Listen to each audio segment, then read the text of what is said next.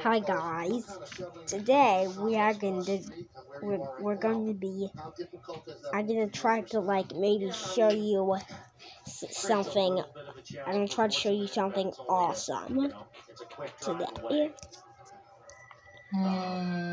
Okay, well, not something really awesome, but I'm going to show you how to draw I'm going to draw a picture of myself. I know you didn't get a chance to see a picture of me. I mean, you didn't get a chance to see the picture I drew of me. That picture next to the Food Fight Loud House, that one right there. So I don't know which one should we be drawing. Probably about a week, possibly on that off day is when I choose this one. Probably shift things and bring it. We can get around 40 guys in here at GMS. I'm gonna drop something. 40 guys that, I mean, my lucky picture. Team or guys. I want to put water. We'll get those guys together. So hopefully it's about 3 weeks where we'll be able to be together and build those relationships, especially you talk about just the picture being around Tyone, Wilson, Days, the good guys being with our position players. It's something that's very important and something we're probably in early next week. Yeah, Aaron, I know it's been, Maybe we say about just educational process, especially for some of the older users. You got the gas stations where the biomechanics lab built down there. Okay, so now I'm going to show you where I'll be coloring it at the end. I still think you put too much emphasis. This is the first game. Listen, he put too much emphasis on the offense.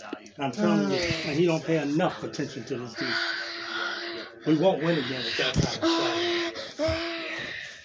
Judging all them get up there and have a pathetic game, then it's over. Don't mind what's in the background. Don't mind what's in the background. I should have told to wear headphones, but I didn't. It's been a resource for us. He's on and off. Just don't mind what's in the background.